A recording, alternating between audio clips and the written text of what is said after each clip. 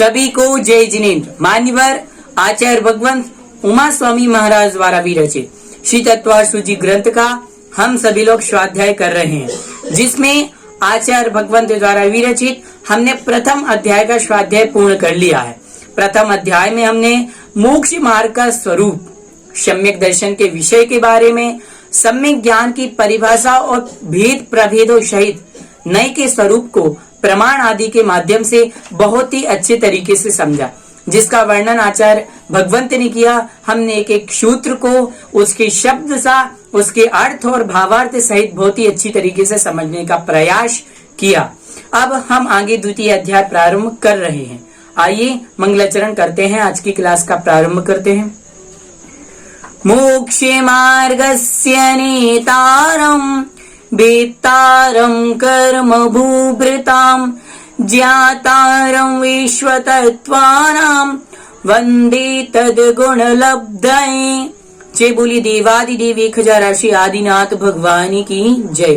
द्वादशांग जिनवाणी माता की जय। आचार्य गुरु श्री विद्यासागर जी महाराज जी की जय। परम पूज्य मुनिपुंग सुधा सागर जी महाराज जी की जय। अड़ाई दीपक समस्त मुनि राजों की जय। तत्वार सूची का द्वितीय अध्याय का हम प्रथम सूत्र का विवेचन करने जा रहे हैं, जिसमें हम जीव के असाधारण भावों के बारे में पढ़ेंगे। जीव के असाधारण भाव, जीव द्रव्य के बारे में तो सभी जानते हैं, जिसमें चेतना पाई जाती है उसे जीव कहते हैं। ये साधारण से सभी समझते हैं और जानते हैं। अब असाधारण भाव क्या होते हैं? असाधारण जो साधारण नहीं है, जो विशेष है, वह कहलाते हैं असाधारण भाव, अर्थात विशेष भाव जो जीव को छोड़ करके अन्य द्रव्यों में नहीं पाए जाए, वह असाधारण। तो कौन कौन से होते हैं जीव के असाधारण भाव? आइए प्रथम सूत्र के माध्यम से उसको समझने का प्रयास करते हैं। चलिए प्रथम सूत्र का उच्चारण करेंगे। सभी लोग दोनों हाथों को जोड़ लीजिए।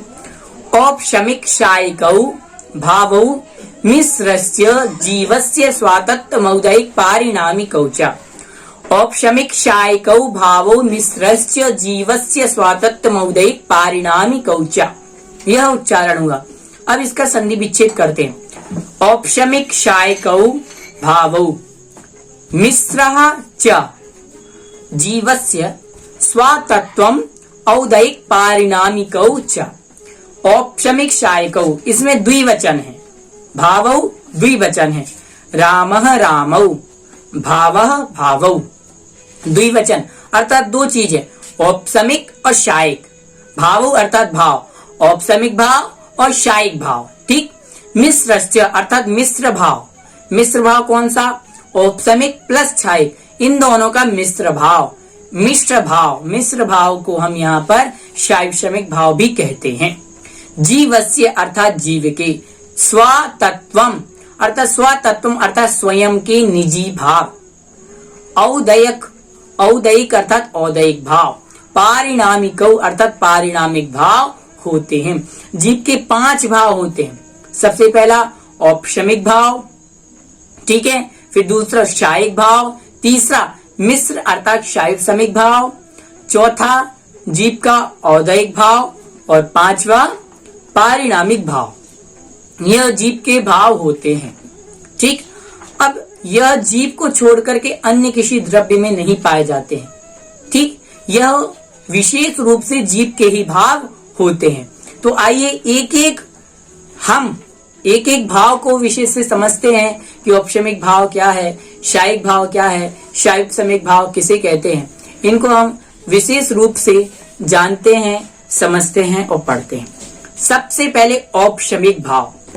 औपशमिक का अर्थ होता है कर्म के उपशम से जो आत्मा का भाव होता है, वह औपशमिक भाव कहलाता है। कर्म के उपशम से आत्मा का जो भाव होता है, वह औपशमिक भाव कहलाता है। परिभाषा आई समझ में? कर्म के उपशम से आत्मा का जो भाव होता है, वह औपशमिक भाव कहलाता है। जैसे पानी है, पानी आया और वो पानी कैसा है? मटमैला है, गंदा पानी है, ठीक है ना। पानी कैसा है? वो गंदा है, मटमैला है, उसमें मिट्टी आदि डली हुई है। फिर हमने क्या किया? उस पानी में निर्मली अर्थात फिट करी, क्या कर दी उसमें? ऐसे ऐसे करके फिट करी हमने, उसमें चारों तरफ घुमा दी और जिस कारण से हम देखते हैं थोड़ी समय में वो मिट्टी मिट्टी नीचे दब जाती है और वो पानी पानी ऊपर आ जाता है। मिट्टी मिट्टी क्या हो जाती है, नीचे जम जाती है और पानी पानी ऊपर आ जाता है। समझ गए? वैसे ही आत्मा में मतलब जो कर्म है उन कर्मों के उपशम से अर्थात कर्म के दबने से आत्मा का जो भाव होता है वह औपशमिक भाव कहलाता है। जैसे उस निर्मली के माध्यम से वह मिट्टी क्या हो गई, नीचे जम गई और स्वच्छ पानी ऊपर आ गया। ठीक है, वो नीचे नीचे क्या हो गई, दब गई। वैसे ही कर्मों के उपशम से अर्थात कर्मों के दबने से आत्मा का जो भाव होता है वह औपशमिक भाव कहलाता है। अब एक प्रश्न उत्पन्न होता है कि सबसे पहले औपशमिक भाव को क्यों रखा गया? सबसे प्रथमता औपशमिक भाव को क्यों रखा गया? 5 भाव में से किसी और को भी तो रखा जा सकता है। तो इसका पहला बहुत अच्छा रीजन है कि सबसे पहले औपशमिक सम्यक दर्शन होता है। सम्यक तो 3 प्रकार का, औपशमिक, शायिक और शायिक सम्यक, जिसमें से सबसे पहले औपशमिक सम्यक होता है, इसलिए सबसे पहले औपशमिक भाव को रखा गया। और औपशमिक भाव वाले जीवों की संख्या भी बहुत कम होती है। क्यों होती है कम? राजवार्तिक जी ग्रंथ में आया है, जो तत्वार्थ सूत्र जी की टीका है, कि औपशमिक भाव वाले जीवों की संख्या अल्प होती है। क्यों होती है अल्प? उपशम का समय कितना होता है? उपशम का काल जो होता है वह उपशम का काल होता है अंतर्मुहूर्त। कितना काल होता है? अंतर्मुहूर्त। अंतर्मुहूर्त असंख्यात समय है। अंतर्मुहूर्त कितने समय का होता है? असंख्यात समय का।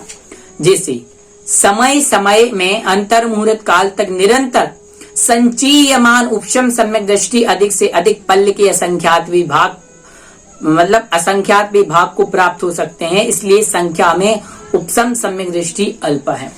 हमें केवल इतना समझना चाहिए, यहाँ पर आचार्य भगवंत राजवार्तिककार जी कह रहे हैं कि औपशमिक सम्यक दर्शन भाव वाले जो जीव होते हैं उनकी संख्या अल्प होती है, कम होती है, इसलिए सबसे पहले औपशमिक भाव रखा। और सम्यक दर्शन सबसे पहले औपशमिक सम्यक दर्शन होता है, इसलिए भी सबसे पहले औपशमिक भाव को रखा गया। गोमट सारजी ग्रंथ में इसकी परिभाषा को देते हुए आचार्य भगवंती ने कहा, प्रतिपक्षी कर्म का उपशम होने पर जो औपशमिक भाव होता है उसे औपशमिक भाव कहते हैं। मतलब जो भाव होता है उसे औपशमिक भाव कहते हैं। ऐसी गोमट सारजी ग्रंथ आदि राज में परिभाषा आई। अब एक जिज्ञासा और उत्पन्न होती है कि इसे जीव के ही भाव क्यों कहा गया? तो राजवार्तिककार जी ने कहा, इसमें एक शब्द आया जीवस्य, अर्थात आचार्य उमा स्वामी स्वयं उस शब्द से यहाँ पर बतलाना चाहते हैं जीवस्य अर्थात जीव के। यह जीव के ही भाव हैं। यहाँ पर द्रव्य से नहीं कहा गया, पुद्गल से नहीं कहा गया कि ये पुद्गल के भाव हैं या काल के भाव हैं या अन्य द्रव्य के भाव हैं। यहाँ पर जीव शब्द कहा गया, जीवस्य अर्थात यह जीव के भाव हैं। षष्ठी विभक्ति एक वचन, रामस्य अर्थात राम के, जीवस्य अर्थात जीव के। तो औपशमिक सम्यक दर्शन सभी को आया। जैसे गंदे पानी में फिटकरी घुमाने पर वह पानी नीचे जम जाता है, मतलब वो मिट्टी मिट्टी उस पानी से नीचे जम जाती है, वो पानी ऊपर साफ आ जाता है। वैसे ही कर्म के उपशम से, कर्म के दबने से आत्मा का जो भाव होता है वह औपशमिक भाव कहलाता है। ठीक है, ये हमने समझ लिया। और औपशमिक भाव को सबसे पहले क्यों रखा यह भी जाना, क्योंकि औपशमिक सम्यक दर्शन पहले होता है और इसकी औपशमिक भाव वाले जीवों की संख्या भी बहुत कम है। अब दूसरा भाव है शायिक भाव। दूसरा भाव कौन सा है? शायिक भाव। कर्म के क्षय से जीव का जो भाव होता है वह शायिक भाव कहलाता है। कर्म के क्षय से जीव का जो भाव होता है वह क्या कहलाता है? शायिक भाव कहलाता है। समझ गए कि जैसे कि उस निर्मली में हमने क्या किया था, उस जल में वह पानी में फिटकरी घोलने से सारा का सारा मिट्टी नीचे जम गया था, सारा का सारा मल नीचे जम गया, पानी पानी ऊपर आ गया। अब हम उस पानी को क्या करेंगे, अच्छे अच्छे पानी को दूसरे पात्र में निकाल लेंगे। तो दूसरे पात्र में पानी को जैसे ही आप निकालेंगे तो गंदा गंदा मिट्टी नीचे रह जाएगी और अच्छा अच्छा पानी आ जाएगा, है ना। तो उससे सारी की सारी मिट्टी का क्या हो गया, क्षय हो गया, नष्ट हो गया, मिट्टी दूर हो गई, केवल अब स्वच्छ जल बचा है। वैसे ही हमारी आत्मा में से कर्मों का क्या हो जाना, क्षय हो जाना। और कर्मों का क्षय होने के बाद आत्मा का जो भाव होता है वह कहलाता है शायिक भाव। कर्मों के क्षय होने पर आत्मा का जो भाव होता है वह शायिक भाव कहलाता है। अब एक जिज्ञासा फिर उत्पन्न हुई, दूसरे नंबर पे शायिक भाव को क्यों रखा गया? तो कहा गया जो शायिक भाव है वह औपशमिक भाव का प्रतियोगी है।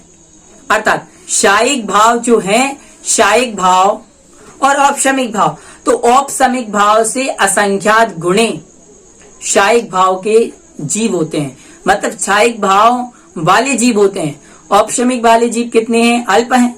और उन औपशमिक वाले जीवों से असंख्यात गुणे शायिक भाव वाले जीव होते हैं, इसलिए सेकंड नंबर पर शायिक भाव को रखा गया।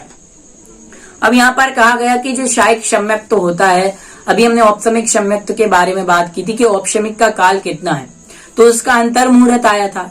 और शायिक का, तो शायिक सम्यक्त का काल 33 सागर कुछ अधिक, ऐसा राजवार्तिककार जी ने कहा है कि शायिक भाव का समय, शायिक भाव का काल कितना है?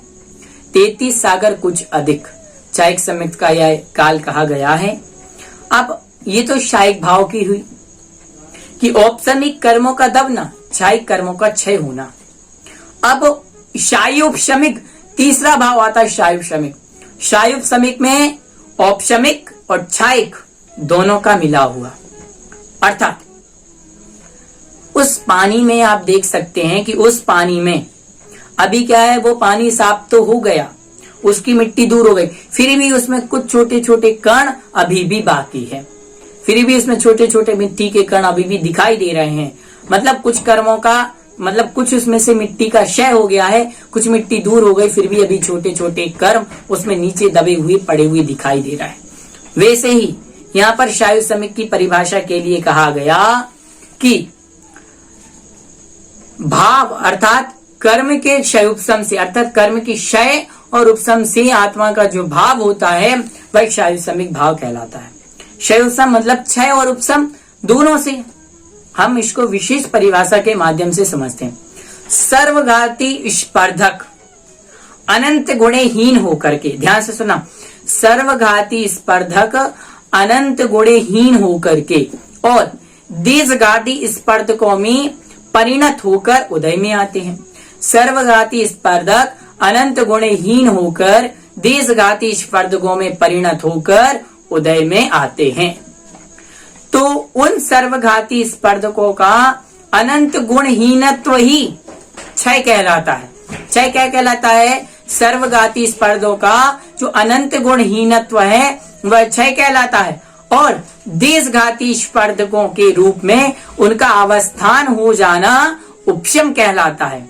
और उन्हीं क्षय और उपशम के संयुक्त उदय जो क्षयोपशम है, मतलब वह जो संयुक्त उदय है वह क्षयोपशम भाव कहलाता है। मतलब कुछ कर्मों का तो क्षय हो जाना और कुछ का क्या रहना, अभी उपशम रहना, दबे हुए रहना, वह शायोपशमिक भाव कहलाता है। अब शायोपशमिक भाव को तृतीय नंबर पर क्यों रखा? क्योंकि फिर वही आ गया कि क्षायिक भाव से अधिक असंख्यात गुणे शायोपशमिक भाव वाले जीव होते हैं। औपशमिक अल्प और औपशमिक से असंख्यात गुणे क्षायिक और क्षायिक से असंख्यात गुणे शायोपशमिक भाव वाले जीव होते हैं। ठीक है। अब आता है चौथे नंबर का भाग, औदैहिक भाव। औदैहिक भाव कर्म के उदय से आत्मा का जो भाव होता है वह औदैहिक भाव कहलाता है। ये तो सरल है, कर्म का जैसा उदय है वैसा जीव का भाव होना औदैहिक भाव कहलाता है। पारिणामिक भाव, पारिणामिक भाव की परिभाषा आचार्य भगवंत ने कही, कर्मों की उपाधि से रहित ऐसा जो परिणाम में हुआ भाव है वह पारिणामिक भाव है। अर्थात जो कर्म के उपशम, क्षय और उदय के बिना आत्मा का जो भाव होता है वह पारिणामिक भाव कहलाता है। ठीक है। जो कर्म के उपशम, क्षय और उदय के बिना आत्मा का जो भाव है वह पारिणामिक भाव कहलाता है। ठीक है। तो यह 5 भावों की परिभाषा हो गई। अब यहाँ पर आखिरी में इन 2 भावों को क्यों रखा, ये भी प्रश्न बनेगा। इन दोनों को पहले भी रख सकते थे, तो इसका बहुत अच्छा सा रीजन है कि औदैहिक और पारिणामिक भाव वाले जीव असंख्यात अनंत गुणे हैं। कितने हैं? अनंत गुणे हैं।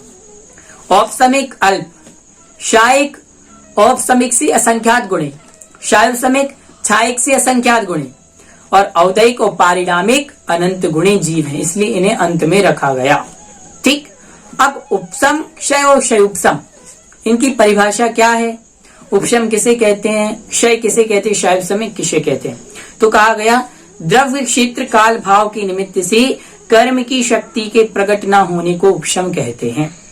द्रव्य क्षेत्र काल भाव के निमित्त से कर्म की शक्ति के प्रकट न होने को उपशम कहते हैं। जैसे फिटकरी के संयोग से जल में मिट्टी का दब जाना, यह उपशम कहलाता। उपशम अर्थात दबना। क्षय, कर्म के समूल विनाश को क्षय कहते हैं। कर्म का समूल नष्ट हो जाना क्षय कहलाता है। निर्मली से जो मिट्टी नीचे दब गई है और जल ऊपर ऊपर है, उस जल को दूसरे पात्र में कर लेना, अब निर्मल जल हो गया। और शायुपसमिक अर्थात दोनों के मिले जुले परिणाम, कुछ क्षय और कुछ उपशम। इसकी परिभाषा मैं आपको एक बार समझाता हूं, ध्यान से सुनिएगा। सर्वघाती स्पर्धकों का उदयाभावी क्षय और आगे उदय में आने वाले निषेकों का सत्ता में उपशम, दीर्घघाती स्पर्धों का उदय होने से क्षयोपशम कहते हैं। जैसे जल में कुछ मेल निकल जाने पर, कुछ बने रहने पर मल की क्षीणाशीण वृत्ति, अर्थात कुछ क्षीण हो गया, कुछ क्षीण नहीं हुआ, अर्थात मिले जुले परिणाम का नाम यहाँ पर क्षयोपशम कहा गया है। उदय अर्थात द्रव्य क्षेत्र काल भाव के निमित्त से कर्म जो फलदान देने के सम्मुख होते हैं उसे उदय कहते हैं। यह तो यहाँ पर पांचों भावों की चर्चा हुई और उपशम, क्षय, क्षयोपशम और उदय की परिभाषा हुई। अब गुण स्थान की अपेक्षा कौन सा गुण स्थान किस भाव वाले जीव का होता है? तो औपशमिक भाव है वह चौथे से लेकर के 11वें गुण स्थान तक पाया जाता है। औपशमिक भाव चौथे से लेकर के 11वें गुण स्थान तक पाया जाता है, अर्थात औपशमिक भाव का स्वामी चौथे से 11वें गुण स्थान का ही जीव होगा। शायिक, शायिक का यहाँ पर कहा गया कि शायिक का जो संसारी जीव है, शायिक में वह असंख्यात, मतलब शायिक भाव के असंख्यात जीव हैं शायिक भाव वाले, और सिद्धों की अपेक्षा शायिक भाव वाले अनंत। तो शायिक भाव चौथे गुण स्थान से लेकर 14वें गुण स्थान तक होता है। शायिक भाव 14 से लेकर के मतलब 4 गुण स्थान से लेकर के 14वें गुण स्थान तक, और सिद्धों में भी होता है। ठीक। अब शायुपसमिक वाले जीव कितने होते हैं? तो शायिक समिक वाले जीव हमने समझे थे कि शायिक से असंख्यात गुणे। ठीक है। तो शायुपसमिक का गुण स्थान है 1 से 12। 1 से 12 गुण स्थान तक के जीव शायुपसमिक भाव वाले होते हैं। उसके बाद आया औदैहिक भाव। औदैहिक भाव वाले जीव हैं वह कितने हैं? अनंत। और औदैहिक भाव 1 से 14 गुण स्थान तक पाया जाता है। ठीक। उसके बाद आया पारिणामिक भाव। पारिणामिक भाव वाले जीव भी कितने होते हैं? अनंत। और यह सभी संसारी और सिद्ध जीवों के होता है। यह हुआ। अब यहाँ पर प्रश्न उठ सकता है कि तत्व की चर्चा यहाँ पर चल रही है, और तत्व अर्थात मोक्ष और बंध की अपेक्षा से कौन से भाव मोक्ष के कारण है, कौन से बंध के? तो प्रथम के 3 औपशम, औपशमिक, शायिक और शायुपसमिक, यह तो मोक्ष के कारण है, और पारिणामिक और औदैहिक यह बंध के कारण यहाँ पर बतलाए गए हैं। ठीक है। अब ये तो सभी को मालूम है कि 6 द्रव्य होता है। कौन कौन से द्रव्य में कौन सा भाव पाया जाता है? तो अभी कहा था स्वातत्व अर्थात ये जीव के निजी भाव हैं। फिर भी एक अन्य भाव की अपेक्षा यहाँ पर ग्रहण कर रहे हैं कि जीव में तो यह 5 भाव होते ही होते हैं, लेकिन पुद्गल में औदैहिक और पारिणामिक भाव होते हैं, और शेष 4 द्रव्यों में केवल पारिणामिक भाव होता है। पारिणामिक भाव अर्थात उसमें अस्तित्व, वस्तित्व, जीवत्व, भव्यत्व सब आ जाते हैं। ठीक है। ठीक। तो यहाँ पर यह 6 द्रव्यों की अपेक्षा बतलाया गया कि जीव में तो 5 भाव हैं, क्योंकि यह जीव के 5 भाव चेतन की अपेक्षा कहे गए हैं, और जीव के ही यह स्वातत्व अर्थात निजी भाव हैं। जीव के अतिरिक्त और किसी के यह निजी भाव नहीं हो सकते हैं। ठीक है। अब यहाँ पर जो औपशमिक भाव है वह सादी शांत है, मतलब वह अनादिकाल से नहीं है और अनंत काल तक नहीं रहता है, हमें प्राप्त होता है और नष्ट हो जाता है। ठीक है। उसके बाद दूसरा जो है क्षायिक, वह सादी अनंत है, मतलब अनादिकाल से नहीं है लेकिन अनंत काल तक रहता है। उसके बाद है कौन सा, शाल्पसमिक। अभव्य की अपेक्षा शाल्पसमिक भाव है अनादि अनंत है, और भव्य की अपेक्षा अनादि शांत है। ठीक है। और मति और शुद्ध की अपेक्षा सादी शांत है। ठीक। उसके बाद चौथा जो है औदैक, वह भव्य की अपेक्षा अनादि शांत और अभव्य की अपेक्षा अनादि शांत, अनादि अनंत, अभव्य की अपेक्षा, क्योंकि अभव्य जीव कभी मोक्ष जाने वाला नहीं है तो उसके हमेशा यह भाव रहेगा ही। और अशुद्ध पारिणामिक भाव अनादि अनंत। इस प्रकार से आज हमने 5 भावों की विस्तृत रूप से चर्चा की।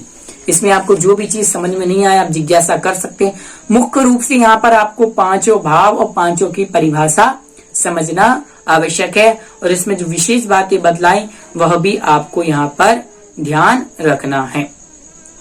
ठीक है। अब एक जिज्ञासा और आती है कि किस कर्म की अपेक्षा से कौन सा भाव होता है। तो मोहिनी कर्म की 4 अवस्था होती हैं। मोहिनी कर्म की 4 अवस्था होती हैं, उपसम, क्षय, क्षयोपसम और उदय। तो ज्ञानावरण, दर्शनावरण और अंतराय कर्म की 3 अवस्था, जैसे क्षय, क्षयोपसम और उदय। शेष 4 कर्मों की 2, क्षय और उदय। तो यह भी यहाँ पर बतलाया गया। आज की कक्षा में इतना ही। जिन्होंने चैनल को सब्सक्राइब नहीं किया सब्सक्राइब कर लीजिए। आगे की कक्षा में कौन से भाव के कितने कितने भेद हैं उनके बारे में हम पढ़ेंगे। सभी को जय।